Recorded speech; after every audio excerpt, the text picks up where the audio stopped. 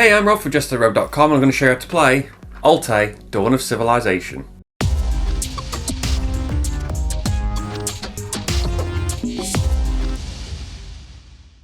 This is a game for 2 to 4 players, plays in about 45 minutes, is designed by Paolo Mori and Ole Steiners and is published by Ares Games. Players play as a race of people, building settlements across the land, developing technologies, building wonders and defeating various enemies to clear the way for further expansion. The player that does this best will earn the most victory points and win the game. Be sure to subscribe for more how to play videos like this one. On to setup. Put the board in the middle of the table. Put the resources in piles near the board. There is an optional rule called trading. If you're playing with that rule, put the coins on the table too. Put out the action cards by type. Each card has 8 copies and you need 2 per player. Always include the cards with victory points in the top left at the top of the stack in descending order, if there's more than one of them, as shown here with the city cards. Now set up the achievement cards. Level 1 has a bronze background, level 2 a silver background, and level 3 a gold background.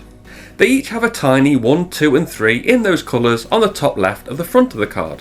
For each level 1 and 2 achievements, called technologies, get 1 card per player, return the rest to the box.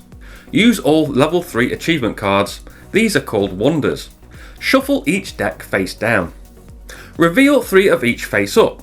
All 3 need to be different, so for level 1 and level 2 technologies, simply stack similar cards as they are revealed in the same pile until you have 3 unique cards. Wonders are all different, so you just reveal 3.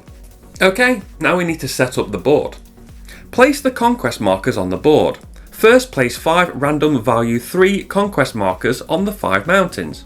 If you're playing with the Seafarers promo expansion, also place 2 3s on the islands in the middle of the water area.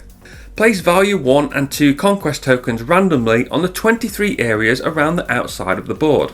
Page 7 of the rulebook shows you which areas are not in use for a 2 or 3 player game. It also shows which mountains on the board you need to add a victory point marker to depending on the player count. Do that now. For player setup, choose a random start player and give them the start player token. In turn order, players choose a faction and take the 10 starting cards and the 15 settlement cards of the matching colour. The colour of the settlements you need will match the colour of the faction icon in the top left of the card. Once selected, in reverse turn order, players put a settlement on a green farmland territory on the board and discard the conquest marker on it to the box. The suggested starting places are on the diagram we looked at earlier on page 7 of the rulebook. Once placed, each player shuffles their deck and draws 5 cards. Players also get a random level 3 wonder, which is kept secret from the other players. On to gameplay, which involves players playing their cards from hand and taking some actions. There are kind of 5 different actions and we'll look at those now.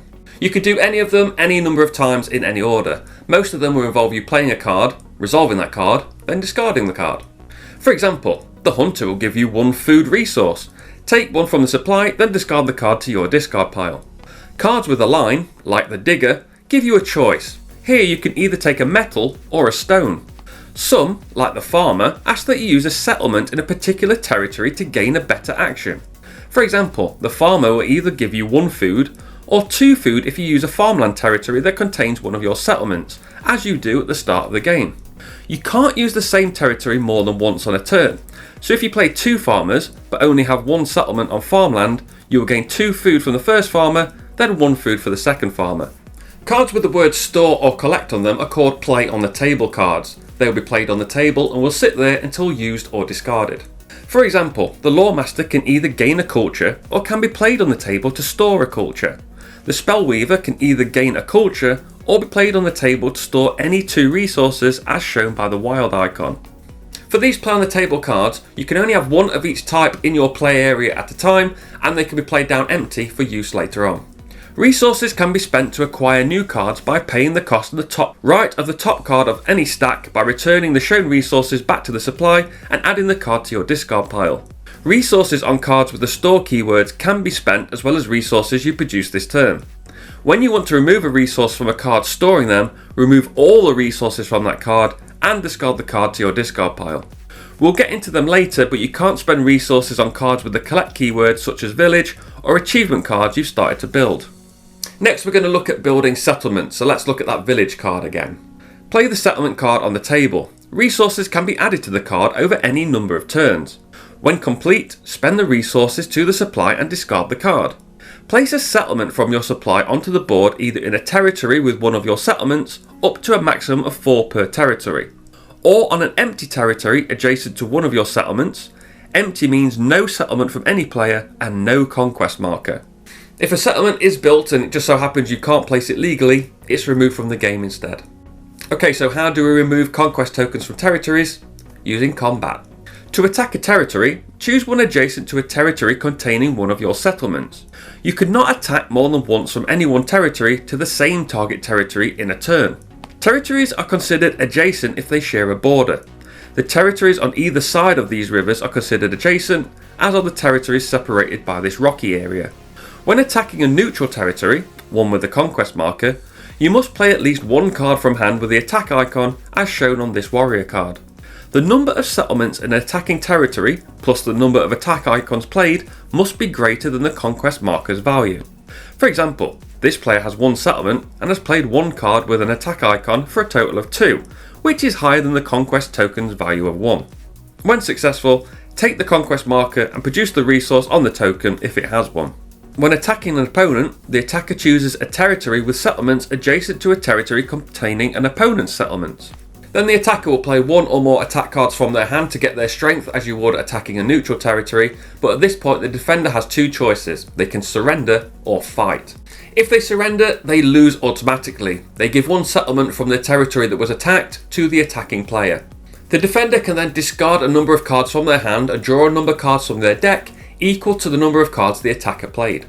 If they decide to fight, they play any number of defense cards from hand as shown by the shield icon.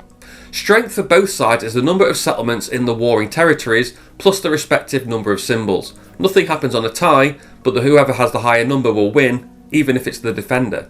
The loser will give one settlement from the warring territory to the winner. The defender will then draw a number of cards equal to the number of cards they played in combat. All play cards are discarded to the respective discard pile. Finally, we can look at developing achievements, starting with technologies. At any time on their turn, a player can take one from the display, starting at level 1. You must be able to put at least one resource on it or you can't take it. Add a settlement to it from your supply if you have one spare, as shown in the bottom right of the card. You can only develop one achievement at a time and you can't have the same one more than once. If this leaves fewer than 3 cards on that level in the row, replace it from the top of the relevant deck, stacking similar achievements as you did in setup.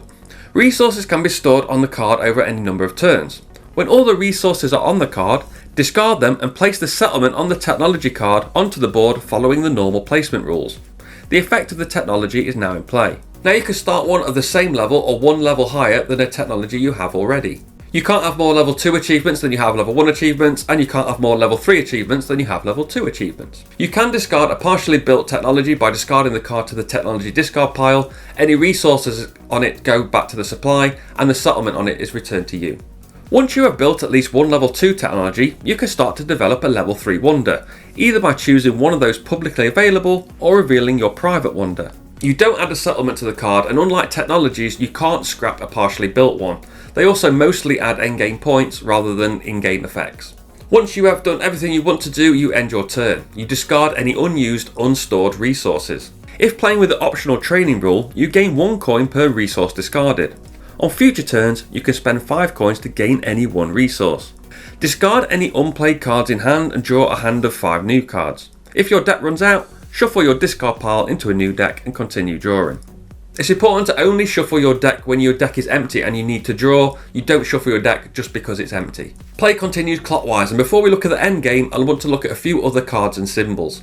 The shipwright promo and astrology technology allow you to sail. Sailing makes a territory adjacent to the sea adjacent to every other territory adjacent to the sea.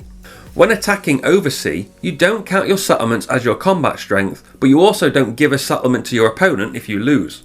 The 1 symbol on the astrology card means this is only once per turn. The infinity symbol is a continuous ability and is always active.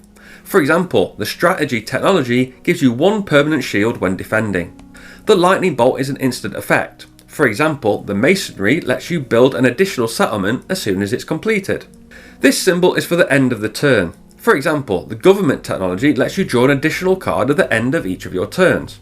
When a player has all their settlements on the board, including those on any technologies, the game end is triggered. It's also triggered if a player has no settlements on the board. players play even turns, and then you score. You score in 5 sections which can be noted on the scorepad. The first section is for victory points shown in the top right of your developed technologies, plus victory points earned from developed wonders which have a points cap of 7 points each, plus 3 points if you built your secret wonder. The second section is for victory points shown in the top left of action cards in the player's deck. The third section is 1 victory point for each territory with a player settlement, plus 1 victory point for each victory point token in a player's territory. The fourth section is 1 victory point for each of your opponent's settlements you captured during combat. The fifth and final section is 1 victory point for every 3 value of captured conquest markers.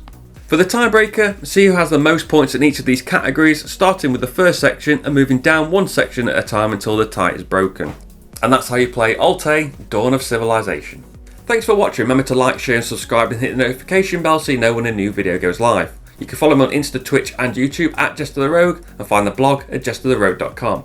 I've been Rob aka JestaThaRogue and I'll see you soon.